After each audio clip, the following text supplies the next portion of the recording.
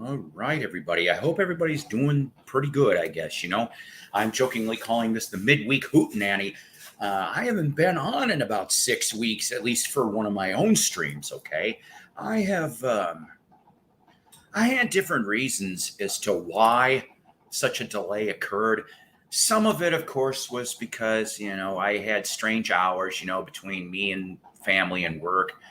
Then there was just some days I just didn't feel up to doing anything. You know what I'm saying? I get I get lazy sometimes. I don't maybe mean to, but it just happens anyway.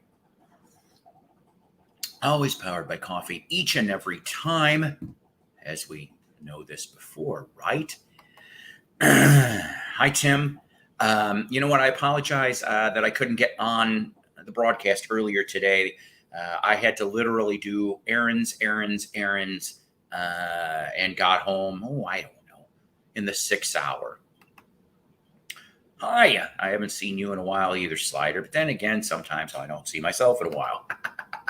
So, okay, I don't really have a lot to show per se, and just caveat emptor here.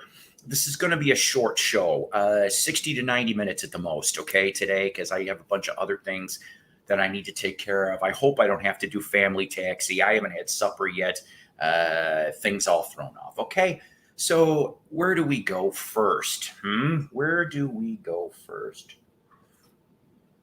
I guess we just start somewhere, right? Now, some of this stuff is literally as recent as this afternoon. Some of this stuff goes back a week or two. All right. First things first, I discovered the other day that there's a new issue of this. So this is now slightly old, but went and got the Goldmine Jackson Browns on the cover. I don't know about you guys out there, but I have never really been much of a Jackson Brown fan. I've tried, don't get me wrong. I no longer do videos, but oh, you know what? That is some extremely kind words. And thank you very much. But may I ask, without prying too much, why do you no longer do videos? You should do videos. I mean, if you feel like doing them. If you're burned out, I can understand. I've seen a few different people in the VC here that are burned out, and that's okay. You take a step back. That's what I did for 6 weeks. I kind of stepped back a little bit. I like it. I like doing them. It's just I'm so far behind. I mean, I still have review episodes I need to do and finish. That's okay. A little bit after you left, Calvin. Oh, good. Calvin came on. I've never seen Calvin. I'll have to, if he ever comes on here, I'll just have to see. Me either. Well, it is what it is, right? It is what it is. And that's okay. So back to this really quickly though. Jackson Brown. I like Dr. My Eyes. That's a good song. What is it? I do like Running on Empty. I like Stay, AKA The Loadout. Well, I like those. I think he's a decent writer at times. It's just for some reason after his 70s stuff, I just can't really get into him. I bought Lawyers in Love when that came out, and some of the 80s work. Something changed, at least in my opinion, with Jackson Brown. And of course, there's a Monkees article in here, which would be neat. Paul Stuckey, Nancy Wilson, Neil Sean. We'll talk about Neil Sean for a second since I've got this in here now. After 11 years, I lost access to my drip. Oh, no. That damn sucks. None of my business. I know. None of my business. Jeez, man. I feel incredibly horrible for you. I do. He'd fit well into our gray group. Good. And I know some of you people out there are wondering, gray group, what the hell is he talking about? Tim and I kind of had a little bit of a chitty chat amongst ourselves. And we want to talk. Actually, I forgot to ask Tim. I notified a bunch of people before I came on here. I forgot to notify Jeff Kendall. I was going to notify him. I got him on Facebook or Messenger, and I forgot about it. Yeah, On the Boulevard's good too. I forgot about that. Keep it up, Paul. Care Bears for life. You know what? You're right. I don't know how much I'll do Care Bear stuff. For you people out there, the whole Care Bear thing had to do with my old like when I used to be in the music room. Oh, good. I just was talking about you, Jeff. That's good. I'm glad you're here. Doc Dacus is the other one that I really wish I could talk here too.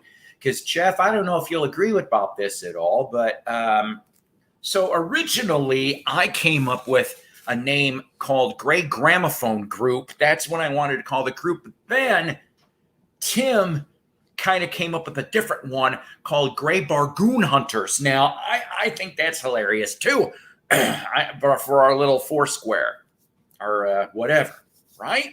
I'm here. I'm doing stuff too. That's fair enough, my friend. That's fair enough. But yeah, so the Care Bear stuff, sure, I'll probably trounce that out once in a while on here. Okay, let's see. What else? Today I went to Goodwill real quick. I love Bob and Tom. I don't know if any of you guys know what I'm talking about, the radio show that's been on for many, many years, although Bob retired. So it's Tom and Chick and Kirstie Lee. That's but these things were never cheap to find, especially in used stores. Yeah, so Jeff, I am going to ask Doc about using bargoons because that is his catchphrase. I just think it's a neat thing. That's what I think. So, I mean, since it would be the four of us and whoever else. So, Bob and Tom, this one here called Gone Wild. Woohoo! Remember that whole stupid Girls Gone Wild crap? They're all drunk. Woohoo! Yeah. But these things, you know, yeah, they're dated humor, but they're hilarious. And then I end up giving them to friends after I'm done listening to them. Anyways, that was like $1.50. This was $2. Couldn't screw this up because you know what? I never had this. And I know a lot of you Beatles fans are going to go, I already got that already, jackass. Why are you showing this? But I don't have it, and it's in really nice shape. Both discs are in here, everything. Beatles Hard Day's Night, Miramax edition. You know, I never got to see it when it came out again, you see. So I am happy to have it. And when I've got some empty time, yeah, right. I'm going to watch it again because I haven't watched Hard Day's Night. Geez, probably in about maybe around the time Anthology came out in the mid-90s. I haven't seen it since then. Okay. Yeah, that's disc 2. I love watching the behind-the-scenes stuff. You know, on that. I can't wait to look at that. And if I remember correctly, there was an extra scene that was lost, if I remember right, and then they found it and stuck it on there. I'm thinking of being silly. I mean, I'm always silly, but I'm thinking about being silly really, really soon. I went to a thrift store. This was within the last 2 weeks. And I came across one of these. Now, I know you guys are going, what the hell you have? The label on this says National Hollywood Recording Disc. Golden Moments Forever Recorded. This is on, I'm not going to pull this out, but this is on red vinyl type, okay? Although Doug Fields, who was over here earlier today to show me his bargoons, as Doc would say, he found some incredible 45s. I got slight 45, Beetle 45 NV. I mean, there's a lot more than that. But there's a couple Beetle 45s that he had on VJ and MGM with the picture sleeves. And I'm like, is there a way we could cut a deal here? But so this thing here, both sides are not grooved. One side's grooved, the other is completely blank. So an episode of Psychoplatter might be coming up where I play this thing and see what it sounds like. Now, for any of you people out there, and Doug reminded me this very well, and I washed my hands afterwards. If you ever find these kind of things out in the wild, okay, like for example, Max Stevens from I Buy Old Records, he'll find acetates from time to time. Remember, ladies and gentlemen, that back when they made these things, some of the materials that the acetates were made of are cancerous. Yeah, cancerous. So always use latex gloves at least, or wash your hands after you get done touching this, okay? I said wash your hands after touching it. Anywho, so mystery record coming soon. Let's see. I didn't get too many 45s. I showed a big stack the last time. We'll start off with going from least to best. Mel Carter, 66. You know, the same guy that did Hold Me, Kiss Me. Da, da, da, da, da, da, da, da. Tar and Cement, though. Tar and Cement. I like Mel Carter. Mel Carter's got a nice, smooth voice. I wonder whatever happened. I think Mel Carter passed away. This next one, really, really cool. By the way, I only paid 10 cents a piece for these. I wish the label was in better condition, and you're going to see why in a second, but it does play through.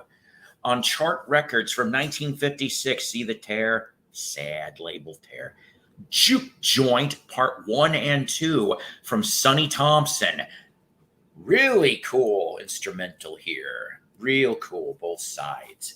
Go check it out on YouTube. I think you will get a kick out of it. He was around since the 40s and all, and nice little Sonny Thompson bit. And then to go into the holiday country type 45 to finish this off. A Pink Label promo. Ernest Tubb and his Troubadours with Blue Christmas Tree and Who is going to be your Santa Claus this year? Who's going to be your Santa Claus this year? I don't know. Very clean, by the way, for this one. Very clean Ernest Tubb. Okay. I picked up an album also just a couple hours ago. 50 cents. Couldn't screw this up. 50 cents. From 1969 on Decca Records. And I've seen this before, either totally beat up or totally overpriced. So for 50 cents to get David Clayton Thomas's first solo album, right?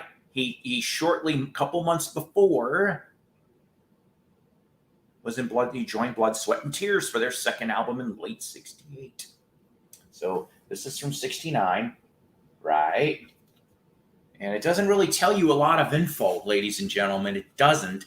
I don't know if this is stuff that, because there's a lot of covers on here, okay? I mean, you got Ray Charles and John Lee Hooker and Willie Dixon and Muddy Waters, that kind of stuff, okay? Howlin' Wolf.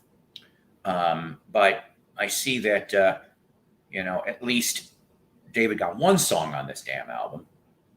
But I am not entirely sure if when he did this, was this with, when he came to New York, he was in a band called The Shays. And I have a sneaky feeling that maybe some of the Shays are on this album. I just don't know. So, two last things before I go and share a link here, okay? Contest winnings. I won a contest. What's in this package? I won a contest from the Moody Blues. Yeah, Moody Blues were doing a Facebook contest, and it involved, Spotify and a few other things. And this is part one of the prize pack. I'm led to believe there's going to be a second part coming. I had bought that from right. Oh, still sealed, huh? Good for you. Good for you, honestly. So this is part of the prize pack, okay?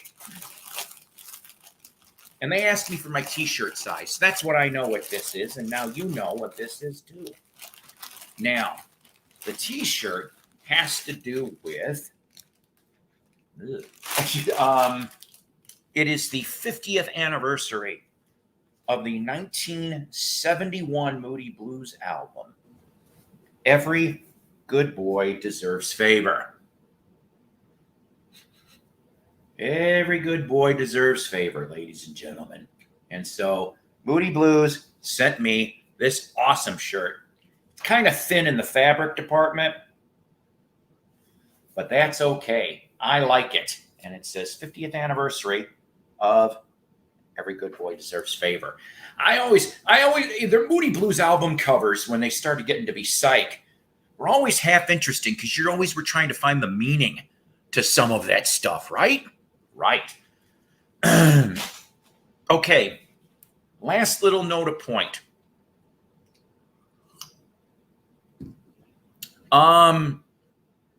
Jeff, I am led to believe no.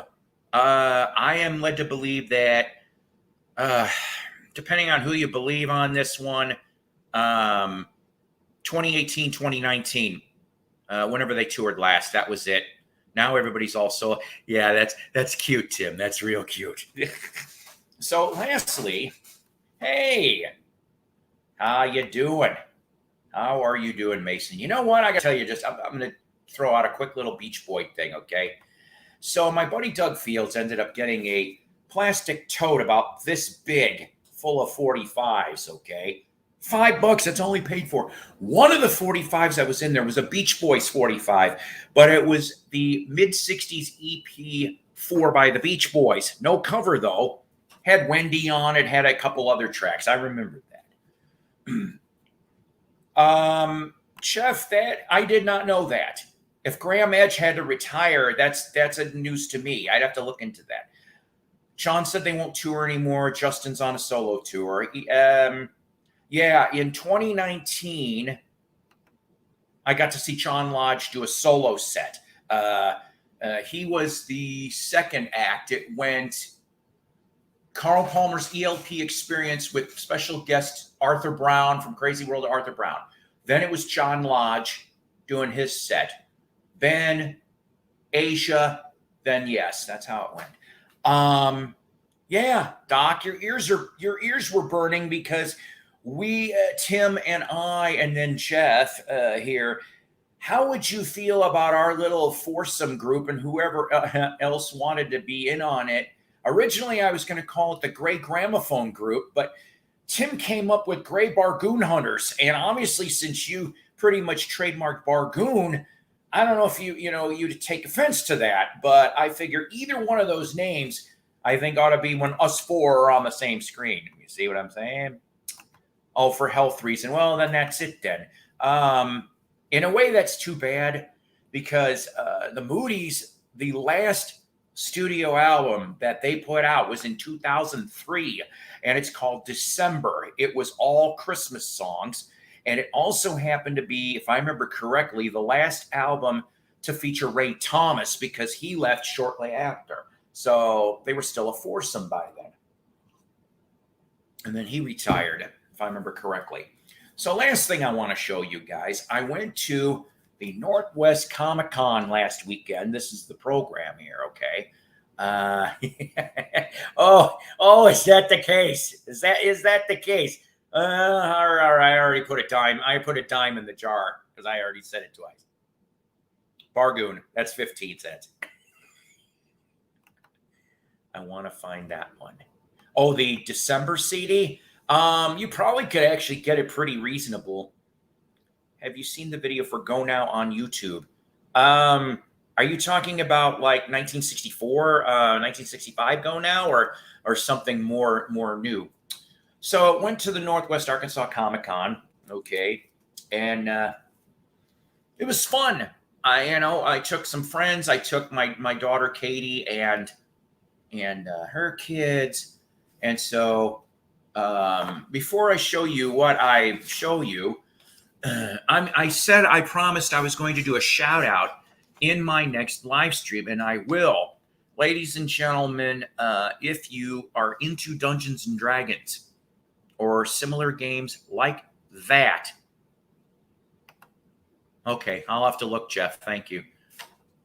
Go to www.torturedearth.com. Go check it out. It looked fun. I got to see a little bit of it getting played. There's a couple books, similar stuff. So I went and met one celebrity, just one, because the rest of them I could care less.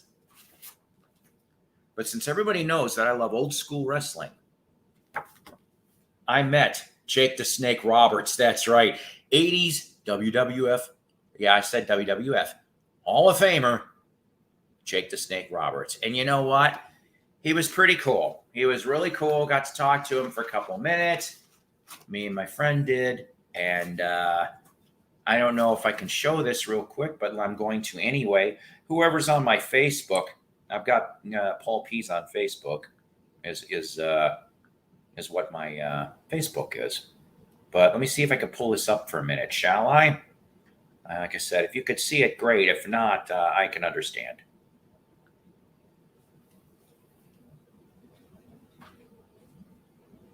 So, yeah, that me and Jake, very, very awesome stuff, ladies and gentlemen. Very, very awesome stuff. That pretty much concludes the show and tell. As I was on Rachel's stream yesterday in regards to people were talking about show and tell. You know how I feel about show and tell, ladies and gentlemen? Well, show and tell, that's the game I play when I want to say I love you. See? As you're like, shit. No. Hi, Greg. No, I didn't put Jake in a headlock because Doc could probably still give me Jake could still give me the DDT. I don't want a DDT from Jake the Snake. Thank you very much. Too many other people have got.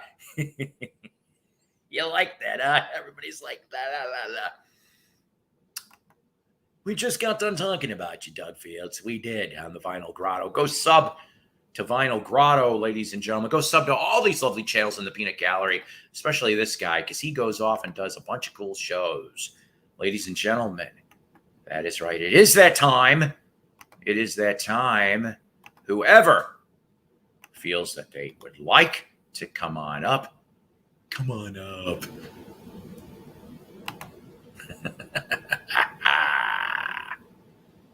All right. So I brought up Neil Sean for 2 seconds. I did earlier. How many of you got? Yeah, that was Al Wilson. That's right. That's right, Doug. It was Al Wilson. I was butchering. So the thing is that Cherney has that new song out.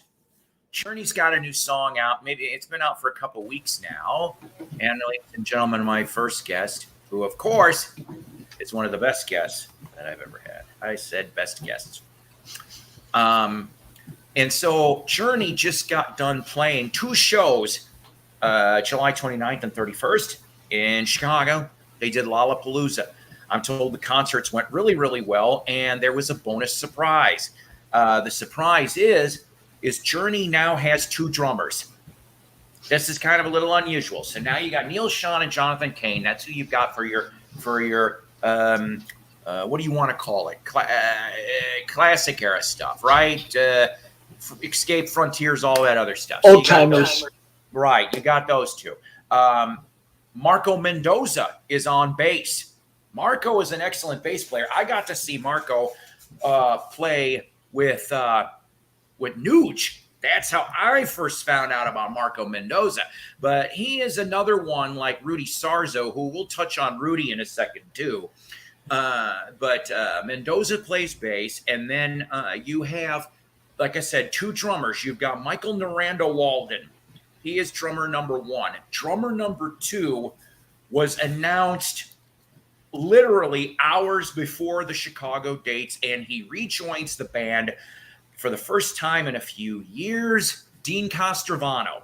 So Dean Castrovano is back in as second drummer and singer, because if you've ever heard Dean sing, he can do some Steve Perry-like vocal tracks too, and I'm going, shit. But I like Dean. In fact, Tim, when I saw Journey, did you go to Journey? This story would be about. Oh boy. Okay. Remember when I lived in Capron and Pam was my roommate? Okay. Okay, that's how long ago it was. Okay, and for anybody out there, Pam had her own room. There was no whatever involved with Pam and I. But so it was mid 2000s. It was before Arnell joined, and they had what was his name? Because he had to leave, and Jeff Scott Soto sang for a little while. I can't remember his name. This is going to drive me nuts. He was on the Arrival album and a couple other things, Armageddon soundtrack. So the thing is that Dean sang at that show, and he was good. He was pleasant. It was a pleasant surprise back then. And of course, Dean had his falling out, and so he not only got clean, but he also became a born again. So that was nice.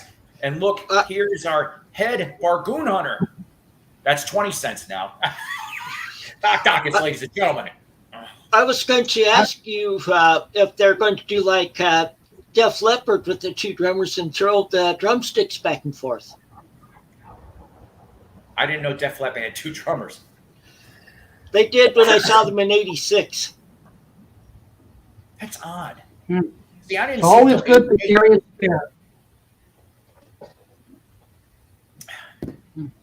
How you doing, Doc? I'm checking to see how well this is working because I'm uploading at the moment.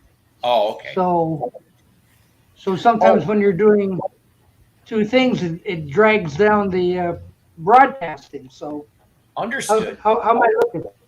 You look good. I'm not like having the internet from Ecuador or anything. Huh?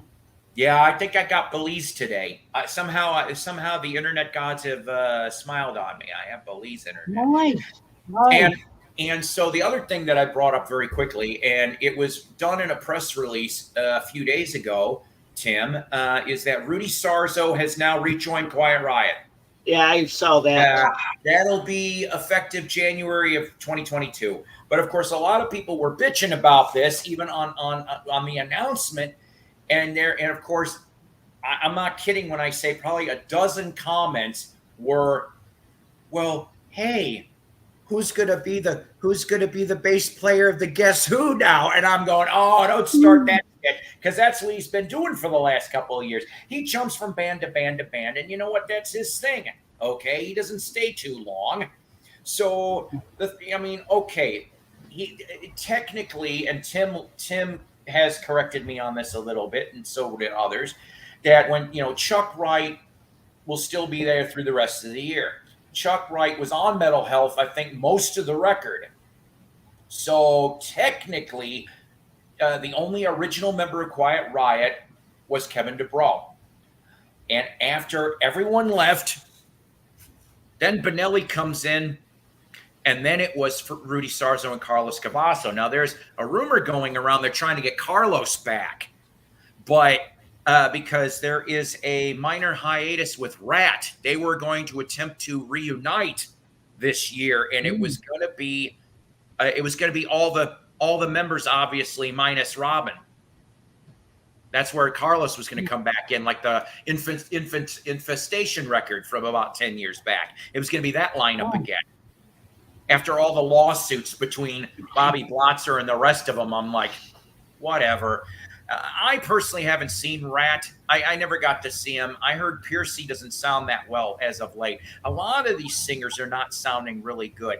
Obviously, Vince Neil being the top candidate here. But, yeah, I did hear some YouTube clips with Piercy from the last 6 months. And I'm like, oh, dude, you need a vocal coach. Yeah, I know. I don't know. I know a lot of these vocalists, they've gone to where they just don't have the range anymore, and they should give it up instead of trying to keep going on. Oh, shit. Nicholas. Do we owe Elvis? No. Do we? Nicky.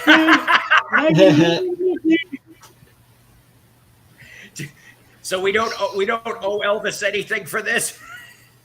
No, he didn't trademark it. I mean, he's got to have enough peace, love, and understanding for that, don't you think? Yeah, I know, but when it's on the radio, he's still paying his nickel. Right. And she's still filing her nails as they're dragging the lake. And she's going to try to get Oliver's army to help him out. Mm-hmm. I like this game. That's good. I love those first couple Elvis Costello albums. I do. But it seemed to me that by the time he got to, I didn't like the Burt Bacharach album. I didn't like that. I remember MTV, of course, played the hell out of those first couple albums. But then what was it? He did a country album, I think. And that was I remember New Lace Sleeves. I think that was the single off of it. And I liked that. That was all right. And then he did another album. I thought you were going to say that was when MTV stopped playing music. See, that's the thing, though. I was having a discussion about MTV. Well, Dave, 80s metal. No offense. Try telling it to the almost tribute bands that are out there now. No more Motley Crue. You see that's right. What's so funny about Peace, Love, and Understanding?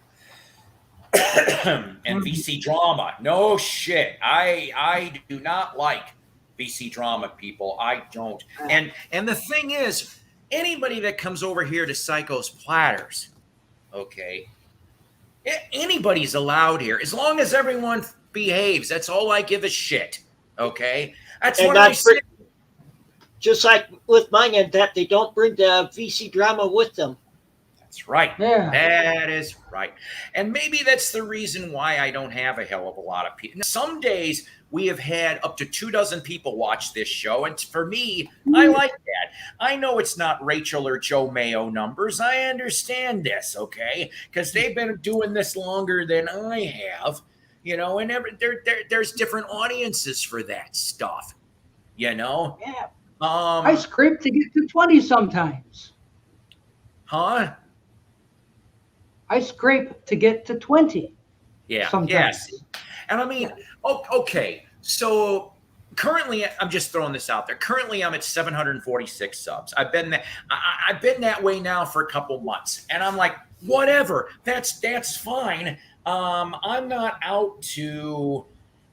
Look, it took me 10 years to get to 746. How long do you think it's going to be before I get to 1,000? I know I'm not going to buy people's subs. I'm not going to go off and ass kiss for people's subs.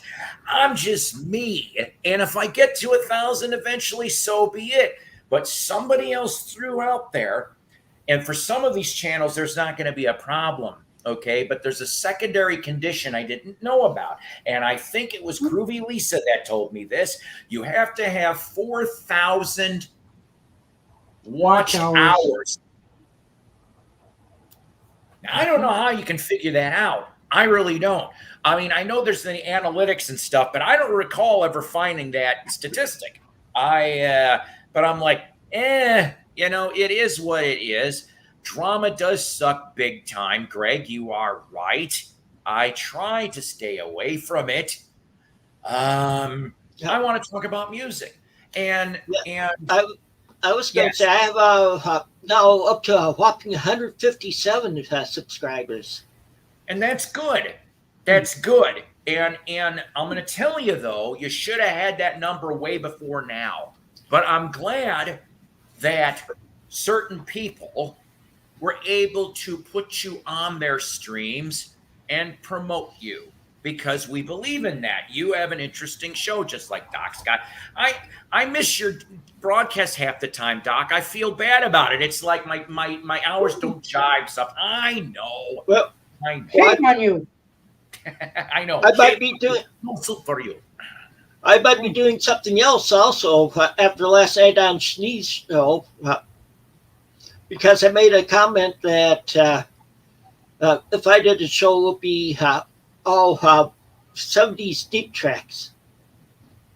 All 70s what? Deep tracks. Oh. Deep tracks. And Deep tracks.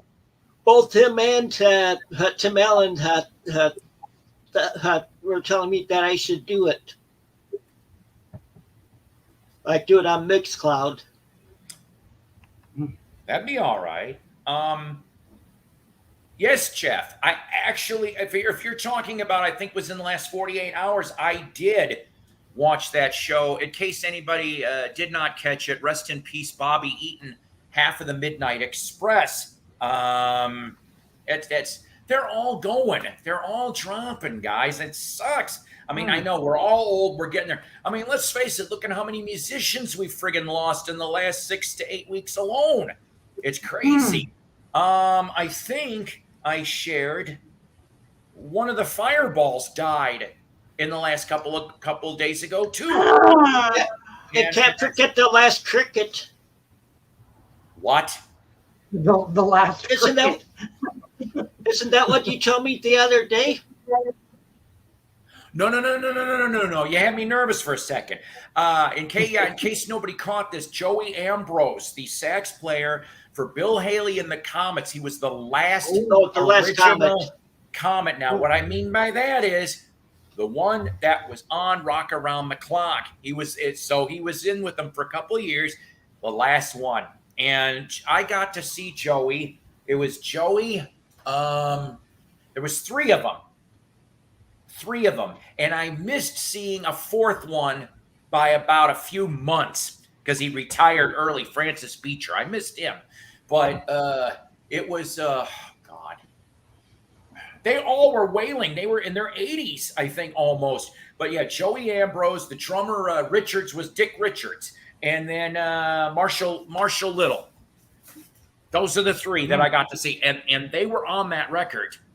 And they were kicking ass. And I'm just like, I loved it. And I have a picture of Mike and I with them. And they were just being totally cool. And so yeah, the last real Comet. Now, the next one that comes into line, I talked to Tim about this, just to throw this out there. Al Rappa.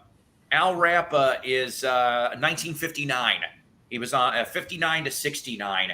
He was on all the Comet stuff, which would be late Decca era into Warner Brothers, and then some of the rare. I would love to find these. Anybody that can get a hold of these, I mean, I heard they're not exactly expensive. They're just not that easy to find. The Orphean Mexico releases from the mid 60s, because he was huge in Mexico. Bill Haley and the Comets were. So they made new stuff because Bill had to disappear from the country for a while due to IRS tax problems. So did he go up to Canada for a while? You would have thought that would have been smarter, but he supposedly, because I think he was, even though he was from Pennsylvania originally, for some reason, he always loved Texas and the weather there. At least that's what I read. So he would always cross the border, even before those problems. He'd always be going down there. And so he wasn't the only one to go down there, it seemed. In the mid-'60s, Big Joe Turner, which was one of Bill's idols, because in the 60s, a lot of Americans went up to Canada. Well, yeah, well, we know why for that. But yeah, I mean, after you're done with that story, I have wanted to tell you one that I think you get a laugh from with wrestling. Okay, go ahead. Well, I had just gone stationed in Colorado and started working in China Mountain. And I was a computer maintenance technician, so I worked on the equipment. Well, went into the area with working on some equipment, and well, the woman that was working on it, she was about my age anyway, but she got mad at me because I had made a comment that professional wrestling is mainly acting. Oh boy. Mm-hmm. Her dad was a professional wrestler. Oh really? And who was that? I don't know. I didn't ask. Oh man. I was hoping for a name here. It would have been funny. But this is in Colorado. Yeah. Well, this was in the Air Force. So. That's funny. It could have been Bobo Brazil. I know. Okay, so obviously I think Bobo was dead by the time I got into wrestling. But I met, and I have a picture somewhere in a box of me and Bobo Jr. because he came into the circuit at least up in Illinois in the early 2000s. How about Dick the Bruiser? Dick the Bruiser. I'll tell you, I remember, okay, so I started watching wrestling in the early 80s. So back when WWF was really WWWF, it was just getting ready. They were like super wrestling superstars, was what it was called. And then I would get World Class Wrestling, which was the Von Erichs. That's how I knew about the most tragic family in wrestling. So by the time I started watching the Von Erichs, 4 of them were still alive. See, that's how you know if you're a fan or not, is how many Von Erichs do you remember watching on TV? And of course, Fritz Von Erich, Baron von der Claw. Oh, that claw. But my first old school wrestler that I got to meet, okay, we're talking about back up in Illinois again, Northwest Illinois. They would show up in Crystal Lake and Harvard, Illinois. They would always go there. That was 2 towns that they always had a good fan base. And so this was I want to say 1990, 91 was the first time I ever went to a indie match. And the main guest for that night, Dirty Dick Murdoch. So I got to meet Dirty Dick. I wish I had all these signed posters. They all got damaged. I was so mad because they were the old boxing style posters, and the main event was in a circle on the poster. I'm like, oh man. So because of those shows, Dirty Dick Murdoch was the first one. Iron Sheik, got to meet Iron Sheik. You jabroni. You pissed me off. Fuck you. That's we do. That was my impression of Iron Sheik. So Dirty Dick Murdoch, Iron Sheik, Marty Jannetty, Coco Beware.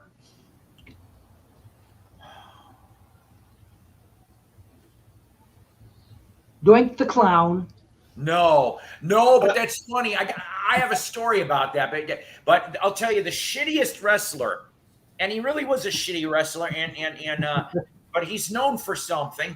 His real name is Kevin Kelly, but he goes by the name, or he used to go by the name Nails. That's with a Z. And he went and he came on the card. That great guy watched roller derby too when I was a teenager. Yep, Chicago Channel 44 used to show roller derby in Chicago. WCC. I would have loved to have been to that show, Jeff. I bet you saw some awesome people. So I saw all those guys in the indie stuff. But like some of the ones that I regret, one of Junkyard Dog's final matches was up in Harvard, Illinois. I don't know why I couldn't go that night. I was so pissed off at myself. Bam Bam Bigelow showed up, and I couldn't get there either. A different show. Ken Patera. Yeah, after nobody would touch Ken Patera because of the WWF bit, he ended up going in our neck of the woods for on and off for about 2-3 years. Sailor Art Thomas, another old schooler. He came and wrestled towards before he died. and wrestled up in it was actually known as WCW, but it was Windy City Wrestling. They had to change their name to Windy City Pro Wrestling, you see. But you brought up Doink the Clown, and so there was a charity show. It was called NWF, and it was out of Beloit, Wisconsin. That was another brand coming out, and so they did a charity match in Rockford, Illinois that night. They were supposed to have 4 wrestlers, maybe 5. I can't remember. So the thing is, they were supposed to have King Kong Bundy, Gangrel from the Brood, Hacksaw Jim Duggan, Oink, and Luna Vachon. Now, that would have been a great card. A great card. So I get there early, okay, with my, at the time, girlfriend's kids. So we get there early. I'm helping them bring ring stuff in because they were short of ring crew people. Now I know how the ring was constructed.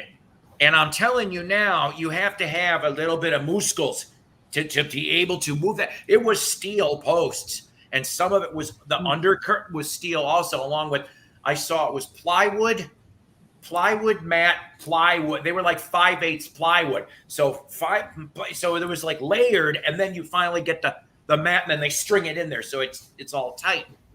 And so I find out when we get there, Doink was a no-show. Of course, I didn't know that there was 3 different ones going around the country. You didn't know which one you were getting.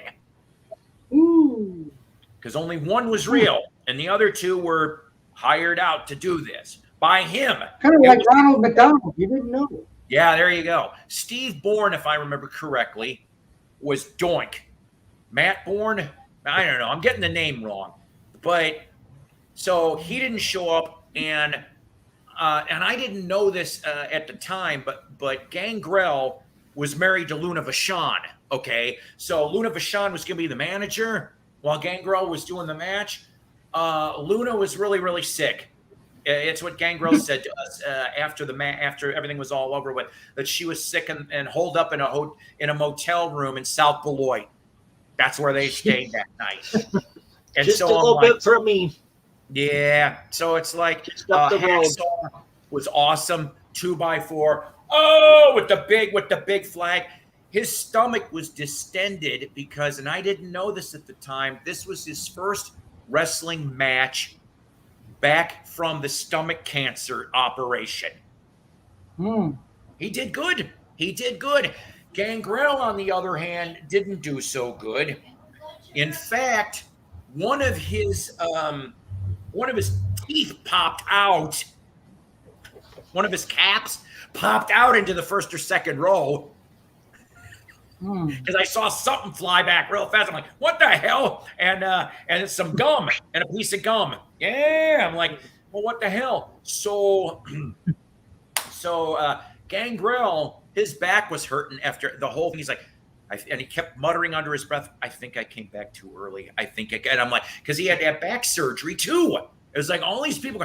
And King Kong Bundy, he did 1 or 2 moves, but he was there as a manager. The coolest was King Kong and Hacksaw. Those were the 2 coolest. Gangrel was all right, but I can understand why, because he was really, really. Oh. Hold on. Hello. That's my baby. I'll say it. It's my baby.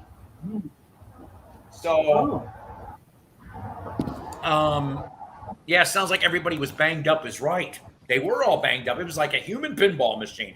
There was one time, though, and this is what made me laugh, right? Because because I got to help set up the ring, we didn't get kicked out to wait in line with everybody else. In fact, Hacksaw was so cool because everybody was charging for photos, and he thought I was part of the ring crew because I was wearing the shirt. Hi, Jeff. And so Hey, Doc. Free. Hello, Jeff. Hey. All right. You did catch me off guard, sweetheart. You did. Not you, Oh, Jeff. sorry. This Oh, is- Yeah. Oh, I'll never hear the end of it now. You caught me off guard. That's what you did. Yeah. So now, since all four of us are here, what is it? Is it going to be Gray Gramophone Group or Gray Bargoon Hunters? Which then we have to kick a nickel every time to him. Yeah. Canadian nickel. Yeah, I have a couple of those. I Don't get even- nickels. Even better, a wooden nickel. Okay. Hey, Yeah. I Hey, a wood nickel. And we're not talking a I six don't wood get nickel, noticed. a regular wood nickel. Uh-oh. Scared him away. Oh, look at that car. There's a red car for Oh, Doc. Yeah. Look at that Mustang. Yeah. Read the license plate. Oh, okay. Okay. That's what she said. No, read the license plate. I Blow it up. can't. What's it say? Blow it up. Didactus. Blow me up. Didacus, yeah. Oh, hang on a second. I could see it on the big screen. Yeah, it says Okay, Didacus. Oh, yeah. there we go. You mean you Ta-da! don't have I plate like say- that. You don't I have like a plate saying Bargoon? Mm-hmm. Now, is that your That car, way, Doc? that way I get That stopped should- for autographs all the time. Is that your car? That's my car. Oh, it's okay. Good. Yeah, yeah. That's good. You got Yeah. D-Duck. It's right on the license plate. Yeah. That's good. Hey, now, ladies and gentlemen, That's here's just Joe somebody Mayo that's do that. normally not in the lineup here, and I want to say hi to him very, very quickly. He's one of my friends, Mr. Paul Okay. Porter. Now he lives here in Northwest Mr. Arkansas. Eventually, I will be interviewing Paul because Paul's got some interesting stories. He was a roadie for a tour for Bob Seger in the 80s. And he That has an would have been fun. interesting Halen side story. Mhm. Mm-hmm. We called a stang a pony. I dig a stang.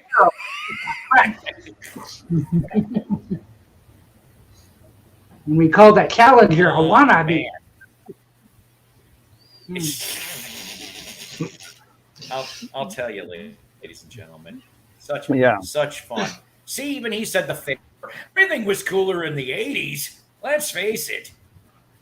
I mean, I remember it. They say if you don't remember the 80s, you weren't there, but that's not true. I remember a shit ton of stuff from the 80s.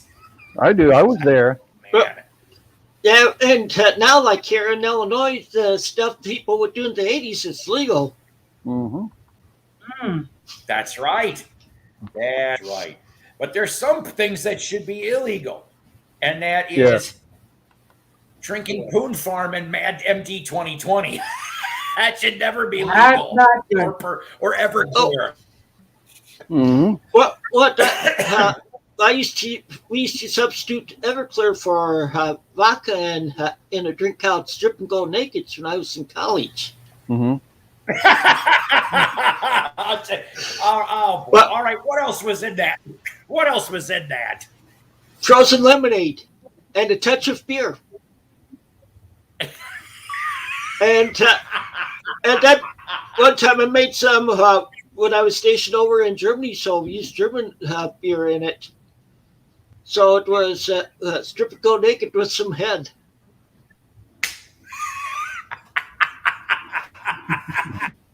It shouldn't be that funny, but it's that funny to me. I'm sorry. It is. That's we played and we'd be playing Mexican dice while drinking those. You know, Tim, I don't know why, but I think that Strip and Go Naked sounds like a really bad board game from Parker Brothers. Could you imagine? New from Parker Brothers, the new board game, Strip and Go Naked. It's no, just kidding. Just like just like there used to be a bar in Breckenridge, Colorado, where you could get a shot called fucking Willie. Mm-hmm. Never heard that one either. That's funny. Well, I made a mistake because I made a mistake there one night because I was trying to match the Marines shot for shot. Oh, Lord. Tried to show them that us Air Force guys weren't wimps. Semper Fi!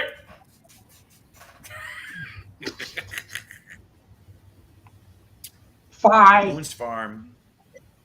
Junior high school years. Well, I was just an amateur then, I guess. You win. Hey, you win on that one. Yeah. Junior high. Oh, shit. I don't know if I could have done stuff like that early. I didn't start drinking until 17. And Kicked him right and that out was the in my channel. Yeah. parents' house. Okay, Doc, take a It was in my parents' We do more like homemade elderberry wine, Mm-hmm.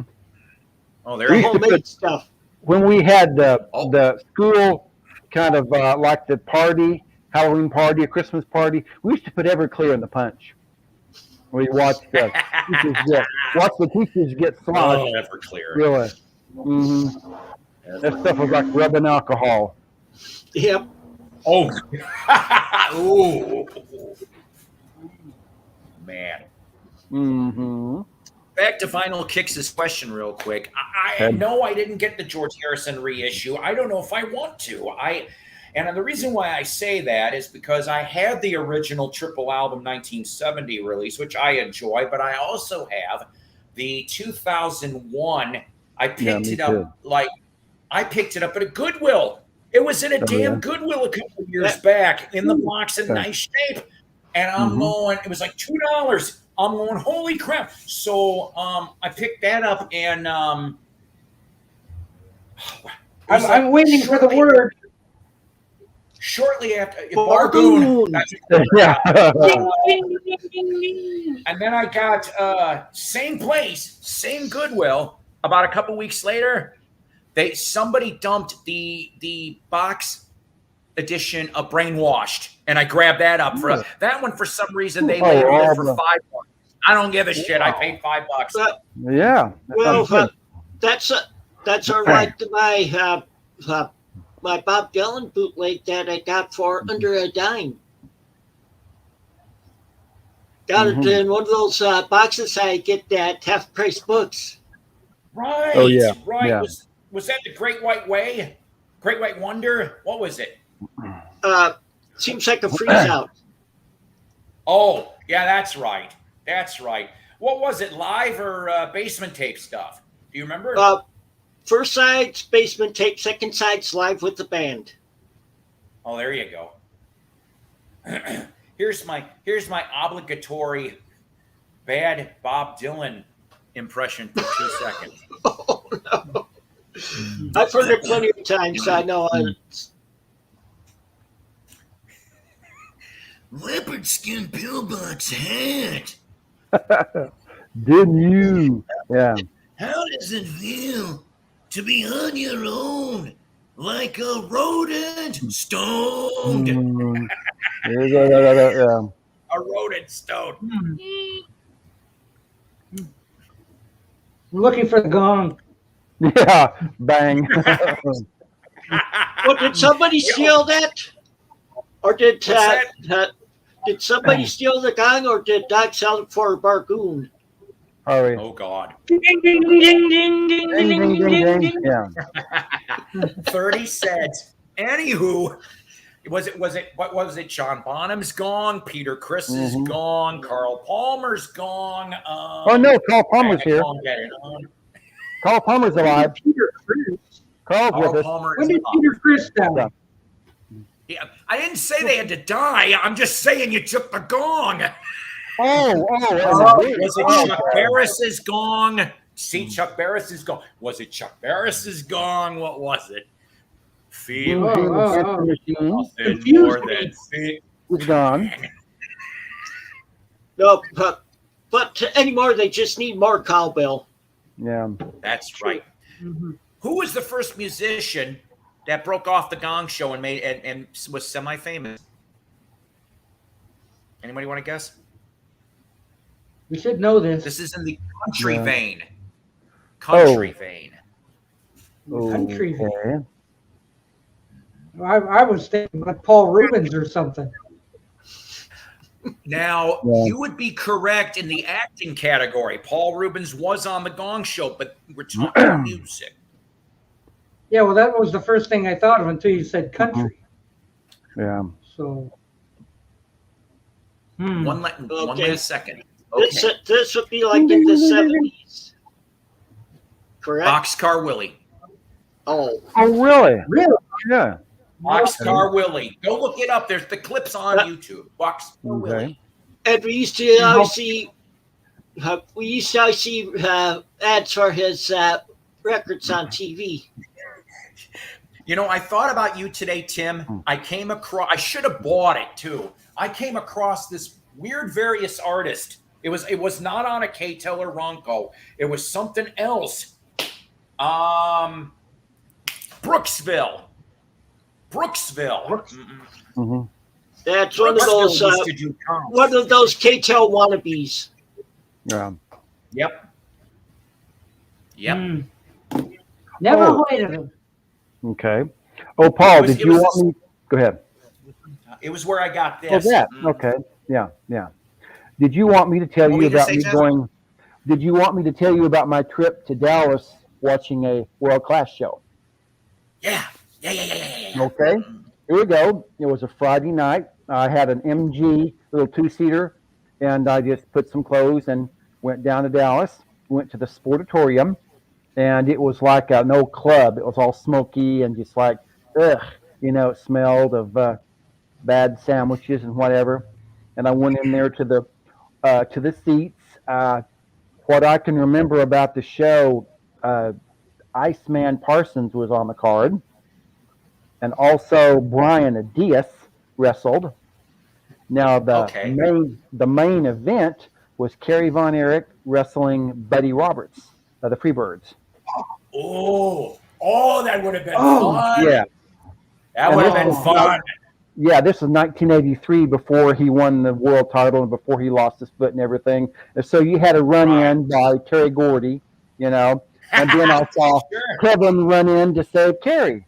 So I saw Kevin and Kerry Von Erich, but not David. And David was in the one. Now, the thing about this show is after the show, there's more to this story. I found this old flea bag motel. I was supposed to spend the night and go back to Oklahoma the next day. There was somebody murdered in that hotel, in the motel. Ooh. I was laying in my bed and I heard bang, bang, bang, 3 gunshots. And then I laid in bed, well, maybe, something else happened. And you hear the police coming up. And the police, what they would do down in Texas, they knock, knock, knock, and they force their way into your room. Knock, knock, knock, and force their way into your room. And I jumped up and I had boxer shorts. And they knock, knock, knock, and forced to knock me down, looking around with flashlights and seeing what's going on. And I remembered one policeman say to the other policeman, and this is the Texas draw, it's okay, Bubba, this guy's went to the wrestling show, because I had a program from the show, and I had some McDonald's cups, and it scared me so bad, I loaded stuff in my car, and I was back in Oklahoma within 3 hours. Well, Jeff, at first I thought you were going to say it was a mud wrestling like they had in this movie. Oh, no, it was real wrestling. It was a sportatorium. But somebody was actually, it was kind of frightening. But to actually see Kerry and Kevin and 2 of the Freebirds, and and when it was good. Mm-hmm. And I've watched all the shows to see if if it was recorded, and I've never seen it. So, so maybe it was one that they didn't record. So I wouldn't know. I'm trying to think. You were in Oklahoma for what, most of your life, right? All my life. Was it? All my life. Was it UWF? UWF was after Mid-South. Okay. Because Bill Watts I started Mid-South in the late 70s after he bought out Leroy McGurk. And he basically, it was the best wrestling show on TV. And then there was a lot of, in the 80s, via cable, I could watch Mid-South, World Class, Georgia, WWF, Central States, Wrestling at the Chase. And if I was lucky, ESPN was just starting some early Japan stuff. Seemed like everybody had their own oh, yeah. wrestling They league. had their own, it was called the territorial system. Yeah. Every wrestler had That's when it was really good. Mm-hmm. Yeah, in good old days. That's when it was damn good. Now it's like, I mean, okay, so I like the WWF, WCW days. I do, because there was competition. And then when, of course, Vince decided to go buy them all and eat everything up pretty much. Yeah.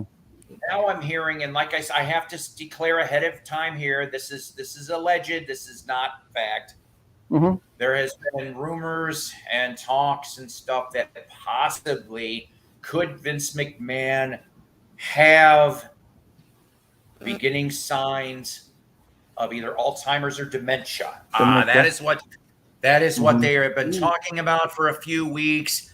Some people are saying that supposedly there's some dumb, twisted logic to his plans, because he is supposedly going to sell the company to who? Really? Right. Now, I can't believe they got rid of Ric Flair, but I heard sort of both sides of the story. Mm-hmm. Rick supposedly expected Vince to blink. Vince didn't. And Vince went, and I'm like, to Rick, for God's sakes, I'm like, seriously? To Mr. Woo! And let's see. Vinyl's asking me, did I ever get any ECW in the 90s? Not in person, although the closest they came to Chicago, and they came to a little, well, it wasn't so little, but Villa Park, Illinois, had a place called the Odeum. That was the name of it. It was it was bigger than a roller skating rink, I'm told. ECW went there a couple times, is what I heard. In fact, if I remember right, they did it was either before ECW or before they used to have a minor league sports team over there. Gary Richrath did his solo set when he after he left REO. So I don't know if it was before an ECW match or something like that. But yeah, so I only got to see the pay-per-views. A friend of mine that was a former indie wrestler by the name of the Prophet, that was his name. Big. I used to work with this guy. Jason Love was his real name. I miss that guy. He was funny as hell. And of course, he goes, huh? I was going to say, of course, I'm from the state that's known for wrestlers. Mm-hmm. That's right. You are from Iowa. I'm from Iowa. Like, there were some kids in the neighborhood right next to mine. They were related to Dan Gable. Mm-hmm. Mm-hmm. Now, you do know he also works at Walmart.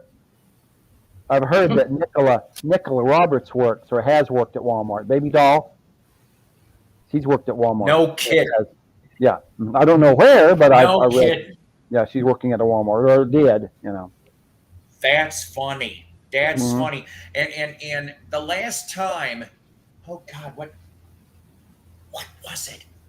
It was one of the Dark Side of the Rings on Vice. Oh, yeah. Within the last couple months. Mm-hmm. I can't remember what episode, because I've seen a ton of them. And I'm like, holy mo! I'm like, to see her pop up out of the woodwork after being gone for so long, it's like probably needed the money to pay bills.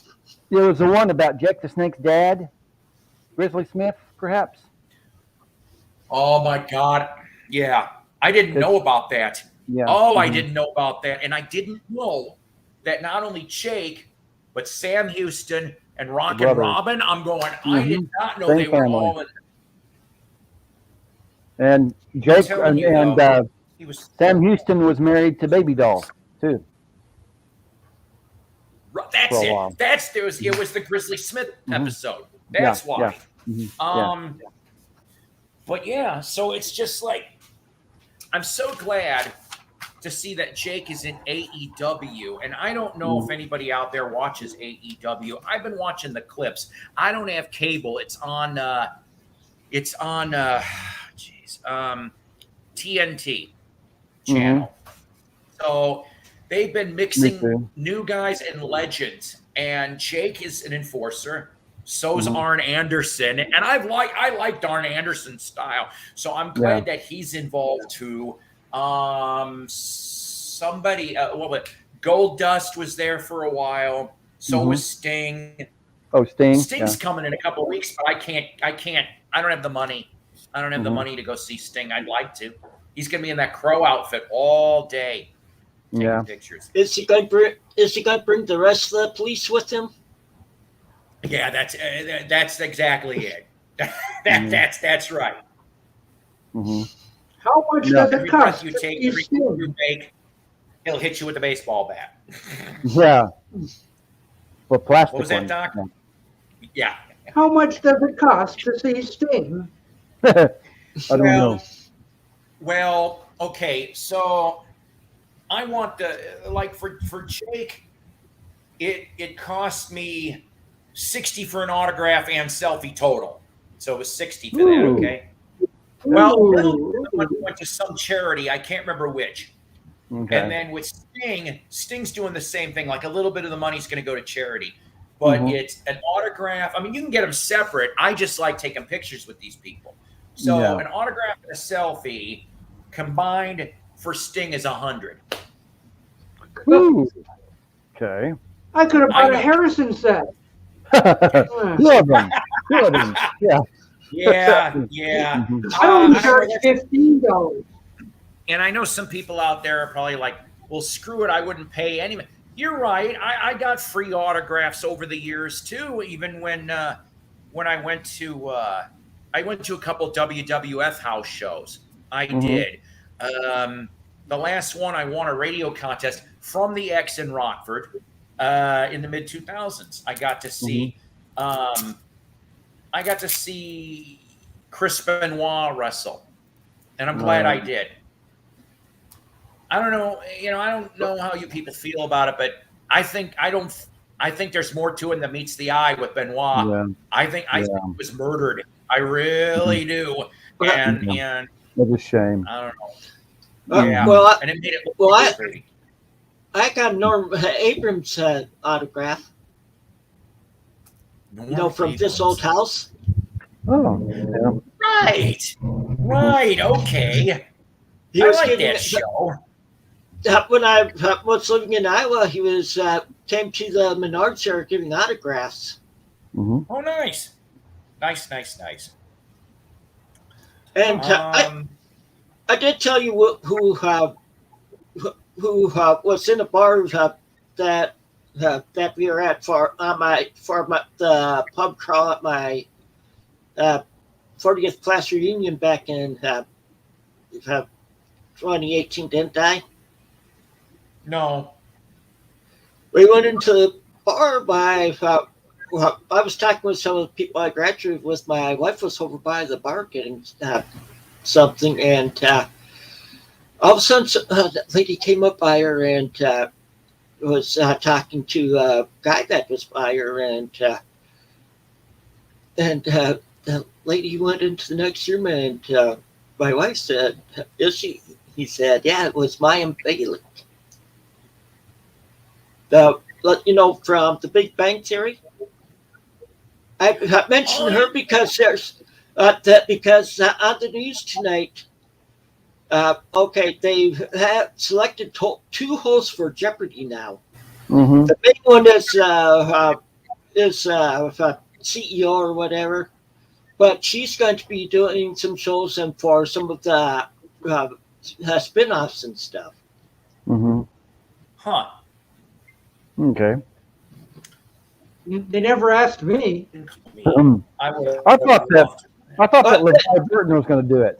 They couldn't get up to Canada to ask me. I heard that LeVar Burton was going to do it. Well, they just came out with this today with the hosts are, and Yeah, they couldn't get across the border to ask you, Doc.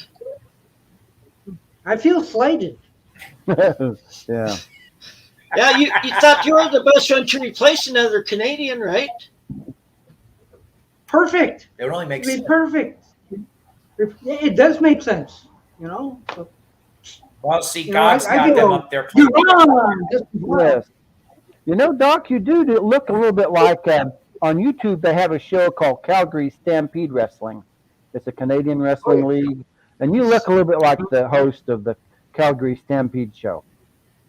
Oh, That's the Bret Hart's that is humble. Yeah, Stu Hart and all his family.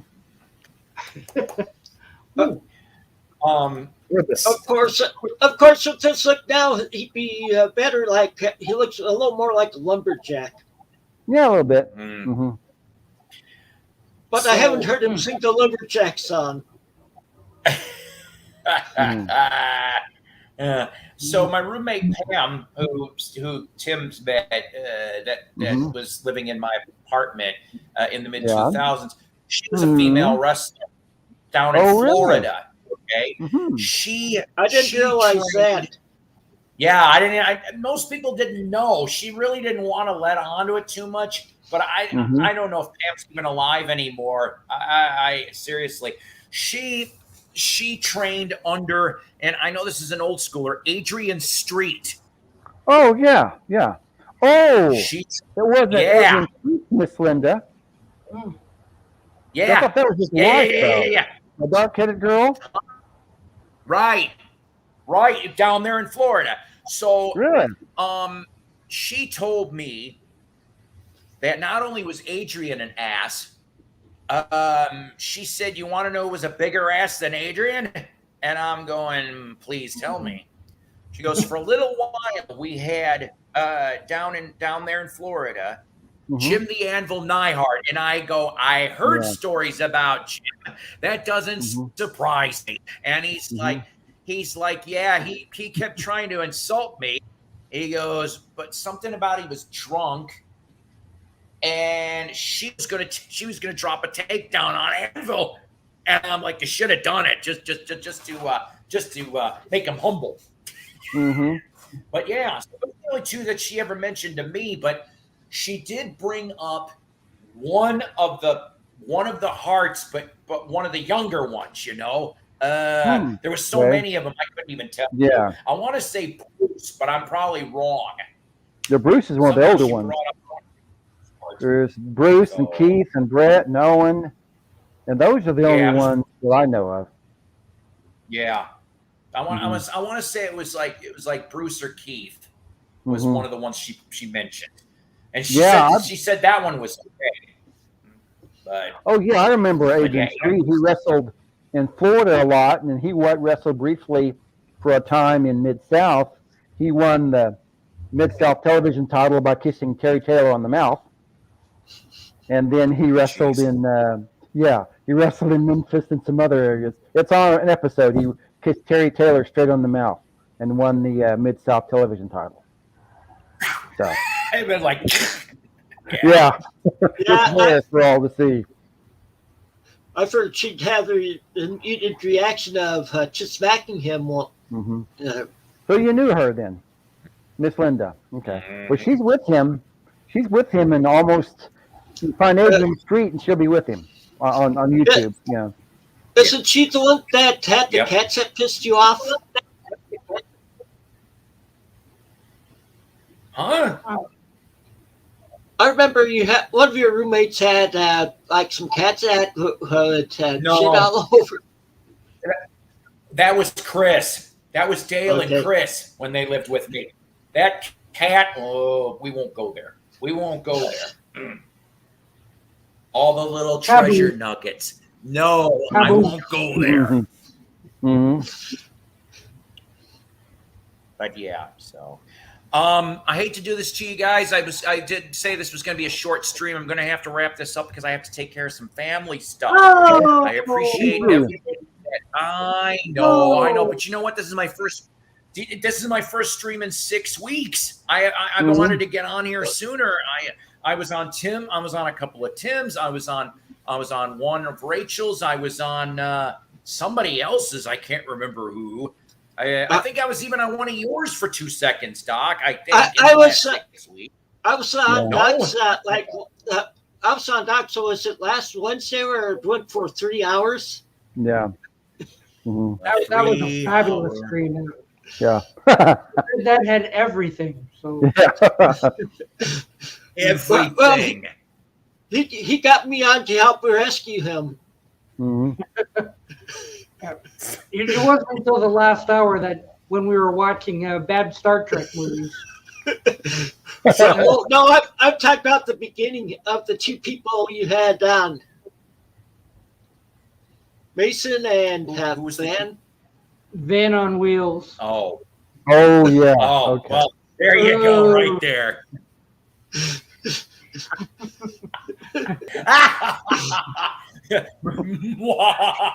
Yeah, it's okay. So Not every show can be a winner. Yeah. he got me on there to rescue him.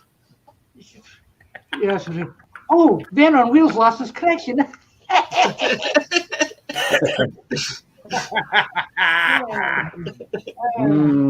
Doc. Anywho, so Yeah. I want to thank my studio people. Our what is it? Is it Gray Bargoon Hunter or that's 35 cents now? Or Gray Gramophone? What is it? All right. I don't know.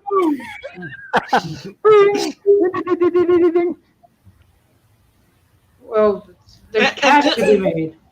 Well, didn't you get church mate, Doc? Yeah. Door number 1 or door number 2? Red pill, blue pill. Yeah, it's all right. We'll figure it out soon. Okay. And then of course everybody that was in here. Too many to mention, but you guys are all totally awesome. So Yeah, as I and always also- Yes. Just before we go, I'd like to thank Calvin for coming on my show today. Oh, way to go, Calvin. Yes. Yeah, and I'll be doing another one at 1:00 tomorrow afternoon. I'm Still showing how the greatest hits albums in my collection. Oh, Okay. lovely. Ah. Sounds good. That one I will try to appear in text Yeah, because I'll be on. Too bad Doc wasn't watching it today because they showed my Mud's greatest hits. Oh, really? Yep. Okay. YouTube is wonderful. YouTube is wonderful. It It is. is. Sure. YouTube is beautiful in its own way. Anyway, Anywho, When we get copyright strike. yeah. That's gonna yeah, I know. Ray will be like that bastard. I am crap, but that's safe. That's for a story. be. So Saturday, So, maybe Saturday okay. night. SAT Saturday night, yeah. RTAY. Nice. Kittens. Yeah, my one thing right here. Oh, kidding. I don't have the one anymore. Mine died last year. You gotta have kittens to be a successful YouTuber. Look at this. It's a I have kitten. two. Mine died last September. Paulite had the one I had. Oh, Sorry to hear that. Yeah, it was Mischief that stuffed night. kitties are- Mm, yeah. Huh? It Okay. didn't sound right. I don't mean stuffed kitties, taxidermic kitties. I'm talking about stuffed kitties like Build-A-Bear. I should correct myself. Right. Okay. And Now I'll stuffed have the ones don't count taxidermic either. piston. Okay. Okay. Okay, so Friday, Saturday this night. Winner. probably won't be till I don't know, sometime after 9. So That'll be fine. as we head Sounds out, good. like I always do, Mhm. as I always do, guys. Goth Angel, Click that I bell. love you. I Ring miss that, you very, ring that very bell much. or something, or smash that like button. Ring Yes. that bell. Ring If the anybody's bell. still out there. Happy trails to Ring the Liberty Bell. until we meet better come home. again. I'm hoping Happy she'll make me home on my trails. birthday, but it's not a promise. If she does, you'll get to see her. Ooh. You Okay. will. Later. Bye. Guys, Bye. Later. take care. Bye-bye.